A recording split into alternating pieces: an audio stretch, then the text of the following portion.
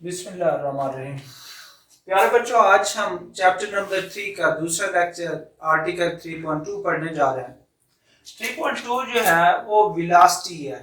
आज इस चैप्टर के अंदर हमने वेलोसिटी और स्पीड को डिस्कस करना है। वेलोसिटी क्या है इसको देखते हैं। The time rate of change in displacement between two points is called velocity. The time rate of change in displacement, time rate of change in displacement, और यहाँ पे स्पीड जो है ये time rate of change in distance है। पिछले lecture में हम डिस्प्लेसमेंट और डिस्टेंस के बारे में मुकम्मल तौर पर पढ़ चुके हैं। इनमें क्या फर्क होता है। डिस्प्लेसमेंट एक वेक्टर मिकदार था, तो इसके लिहाज से डिस्प्लेसमेंट में तब्दीली भी क्या है, एक वेक्टर मिकदार ही आएगी जिसे हम वेलोसिटी का नाम देते हैं। और डिस्टेंस एक स्केलर क्वांटिटी है, एक स्केलर मिकदार है, और इसमें जो तब्दीली आएगी वक्त के साथ उसे हम क्या नाम देंगे, स्पीड का नाम देंगे। तो डेफिनेशन बेसिकली दो तरीकों से की जाती है। एक होती है डिस्क्रिप्टिव फॉर्म और दूसरी होती है मैथमेटिकल फॉर्म। मैथमेटिकल फॉर्म को आमतौर पे हम फार्मूला कहते हैं। तो यहाँ पे डेफिनेशन डिस्क्रिप्टिव फॉर्म में हमने इसको डिफाइन कर दिया कि ये जो है the time rate of change in displacement between two points is called velocity. अगर इसकी डेफिनेशन मैथमेटिकल फॉर्म में हम लिखेंगे तो हम वेलोसिटी को v से रिप्रेजेंट करते हैं, जाहिर करते हैं। तो ये आता है डिस्प्लेसमेंट ओवर टाइम। अब वेक्टर है क्वांटिटी डिस्प्लेसमेंट, तो वेलोसिटी भी क्या है, वेक्टर क्वांटिटी है। इसी तरह अगर मैं मैथमेटिकल डेफिनेशन स्पीड की लिखूं तो स्पीड को v लिखते हैं, और ये डिस्टेंस है, डिस्टेंस को भी d से लिखेंगे, लेकिन हम क्या करते हैं, इसके ऊपर एरो नहीं लगाते। ये स्केलर है तो इसमें तब्दीली की शरह जो है वो भी क्या आएगा, स्केलर आएगा, स्पीड कहलाएगा। अब इसके बाद इसके यूनिट्स की बात कर लेते हैं। यूनिट्स जो होते हैं, डिस्प्लेसमेंट लेंथ है, इसके यूनिट मीटर आ जाएंगे, और टाइम जो है इसके यूनिट सेकंड आ जाएंगे। तो मीटर पर सेकंड, या इसको हम क्या सकते हैं, मीटर सेकंड इनवर्स। जब यूनिट आ जाए इसके बाद हम इनकी डायमेंशन कैलकुलेट करते हैं। डायमेंशन में बच्चे याद रखें तीन मिकदारें जो है वो बड़ी अहम होती हैं। पहली मिकदार जो है वो मास है, दूसरी मिकदार जो है वो लेंथ है, और तीसरी मिकदार जो है वो टाइम है। ये तीन क्वांटिटीज हम याद रखेंगे जब भी हम डायमेंशन की बात करते हैं। मास के यूनिट जो है वो किलोग्राम होते हैं, लेंथ के यूनिट जो है ऐसे यूनिट जो है वो मीटर है, और टाइम का ऐसे यूनिट जो है वो सेकंड है।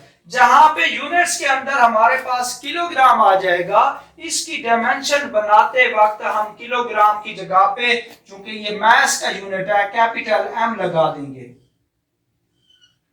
जहां पे हमारे पास मीटर आ जाएगा, ये लेंथ का यूनिट है, इसकी जगह पे कैपिटल L लगा देंगे। और जहां पे सेकंड आ जाएगा, ये टाइम का यूनिट है, इसकी जगह पे कैपिटल T लगा देंगे, और इनको क्या कर देंगे, ब्रैकेट के अंदर क्लोज कर देंगे। तो ये डायमेंशन बन जाएगी। अब यहाँ पे डायमेंशन की बात करते हैं। वेलोसिटी की डायमेंशन मीटर पर सेकंड है। देखिए मीटर किसका यूनिट है, मीटर है लेंथ का यूनिट, तो इसकी जगह पे हम क्या लगा देते हैं, लगा देते हैं। सेकंड टाइम का यूनिट है, इनवर्स है उसका, तो मैं T इनवर्स कर देता हूं, और इसको ब्रैकेट के अंदर बंद कर देते हैं। तो ये इसकी डायमेंशन। सिमिलरली इसके यूनिट्स भी क्या बनेंगे, डिस्टेंस लेंथ होती है metre over second, mean metre second inverse. इसकी अगर डायमेंशन की बात करेंगे तो LT इनवर्स जो है ये इसकी डायमेंशन बन जाएगा। इसके बाद बात करते हैं, डिस्प्लेसमेंट वेक्टर था, उसमें तब्दीली की शरह भी वेक्टर आएगा। तो वेलोसिटी एक वेक्टर मिकदार है, और स्पीड जो है एक स्केलर मिकदार है। तो यहाँ पे इनको हमने स्टडी किया, स्पीड और वेलोसिटी को। अब इनमें थोड़ी बहुत जो है तब्दीली देखते हैं। अच्छा, एक और बात, डिस्प्लेसमेंट की मैग्नीट्यूड जो है, हमने कहा था डिस्टेंस है, ये ऑब्जेक्टिव याद रखना बेटा, डिस्प्लेसमेंट की मैग्नीट्यूड डिस्टेंस होता है, इसी तरह वेलोसिटी की मैग्नीट्यूड क्या बनेगा, स्पीड बनेगा। तो ये स्पीड और वेलोसिटी के बारे में है। इसके बाद आते हैं एवरेज स्पीड और एवरेज वेलोसिटी की तरफ। यहाँ पे मैं थोड़ी सी तब्दीली लेके आता हूँ। एवरेज का वर्ड जब भी आए तो हम क्या करते हैं, हम यहाँ पे दी टोटल टाइम, यहाँ पे लफ्ज टोटल ऐड कर दे, ये total time rate of change in total displacement, यहाँ पे टोटल डिस्प्लेसमेंट कर दें। सिमिलरली यहाँ पे लफ्ज जो है वो टोटल का यूज कर लें, तो ये जो है ये क्या बन जाएगा, ये वेलोसिटी जो है अब एवरेज वेलोसिटी बन जाएगी, एवरेज वेलोसिटी। सिमिलरली ये क्या बन जाएगा, एवरेज स्पीड बन जाएगा। तो total displacement divided by total time जो है ये एवरेज वेलोसिटी, और total distance divided by total time जो है ये एवरेज स्पीड बन जाएगा। बाकी सब कुछ वैसे का वैसा है। अब इसकी लिमिटेशंस है।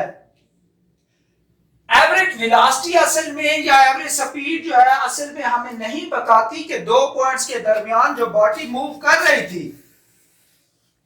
देखिए मैं ये दो पॉइंट्स ले लेता हूं, 1 है ये 2 है, इसको डिवाइड कर लेते हैं कुछ हिस्सों में, ए बी सी और डी हिस्सों में, इसको मैंने क्या कर दिया, डिवाइड कर दिया। सपोज यहाँ पे 1 सेकंड में गाड़ी ने 1 मीटर का फासला तय डिस्प्लेसमेंट तय किया है, यहाँ पे 1 सेकंड के अंदर इसने 3 मीटर का डिस्प्लेसमेंट तय किया है, यहाँ पे 1 सेकंड के अंदर इसने सपोज 4 मीटर का डिस्प्लेसमेंट तय किया है। अगर इसकी एवरेज वेलोसिटी निकालेंगे तो वो क्या बनेगी, 4 + 1 5 + 3 8 डिवाइडेड बाय 3 2.66 मीटर पर सेकंड। अब यहां पे देखिए थ्रू आउट द पाथ कहीं पे भी इसकी वेलोसिटी जो है 2.66 नहीं थी, लेकिन एवरेज क्या आ रही है 2.6। इसका मतलब है कि ये इसकी लिमिटेशन है कि ये हमें नहीं बताती कि बॉडी यूनिफॉर्म वेलोसिटी से जा रही थी या वेरिएबल वेलोसिटी से जा रही थी। तो एवरेज के बाद आते हैं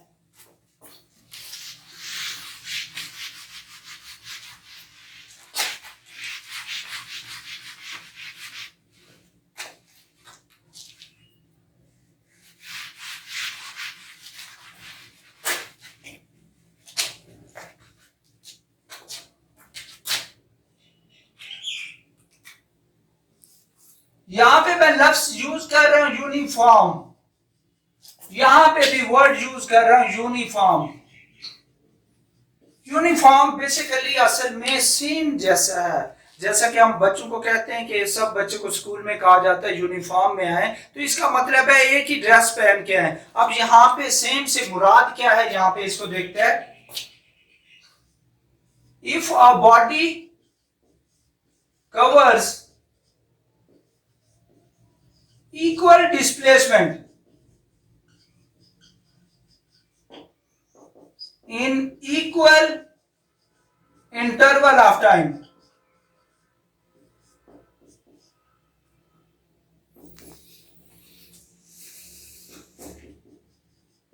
then velocity of the body is known as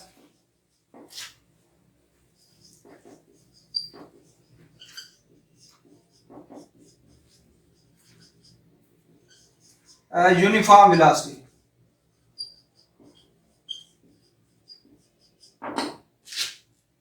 अगर कोई ये देखें दो पॉइंट्स हैं, यहां से ए से बी तक, पॉइंट 1 कह देते हैं 2, अब ए बी सी और इसको डी कह देते हैं। अगर 1 सेकंड में 2 मीटर का डिस्प्लेसमेंट तय हुआ है, अगले 1 सेकंड में भी 2 मीटर का, अगले 1 सेकंड में भी 2 मीटर का डिस्प्लेसमेंट तय हो रहा है। यहाँ पे देखें body is covering equal displacement in equal interval of time, तो इसकी वेलोसिटी जो है वो यूनिफॉर्म वेलोसिटी होगी।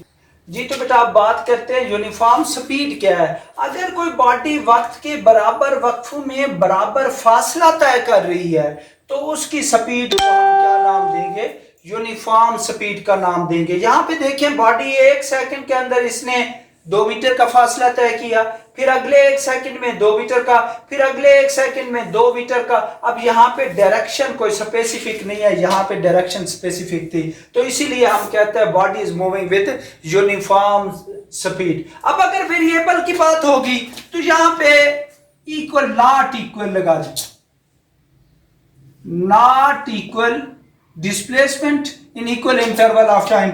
यहां पे हम बात कर सकते हैं, इधर 1 सेकंड में 2 मीटर का है, ये फिर यूनिफॉर्म से क्या हो जाएगी, वेरिएबल हो जाएगी। थोड़ा सा डिफरेंस है इसके अंदर, वेरिएबल स्पीड के अंदर। और यहाँ पे वक्त के बराबर वक्फों में अगर बॉडी जो है वो बराबर डिस्प्लेसमेंट तय नहीं करती तो उसकी स्पीड जो है वो यूनिफॉर्म की बजाय क्या हो जाएगी, वेरिएबल हो जाएगी। If a body do not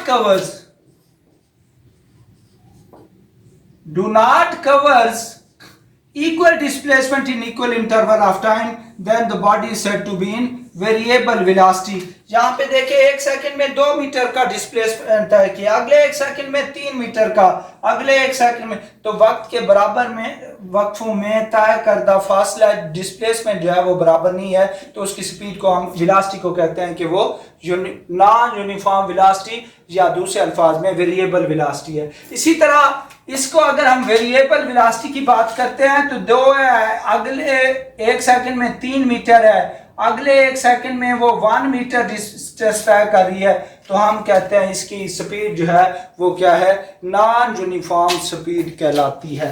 अब आ जाते हैं इंस्टेंटेनियस स्पीड और इंस्टेंटेनियस वेलोसिटी की तरफ।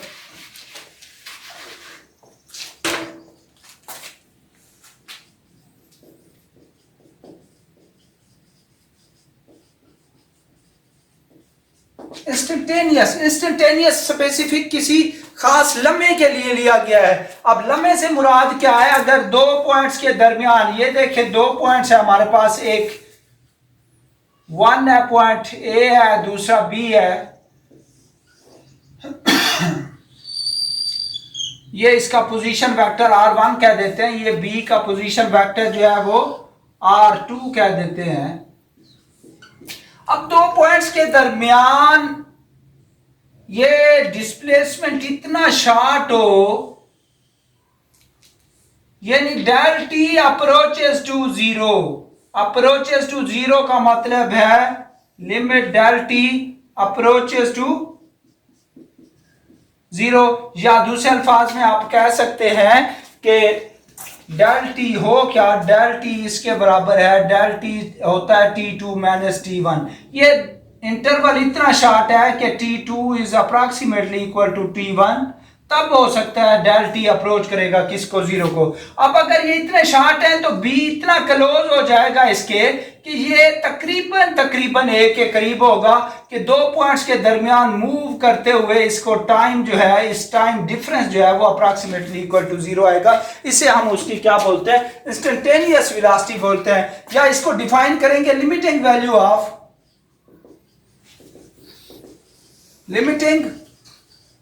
Of del d over del t, that limit del t approaches to zero is non instantaneous velocity।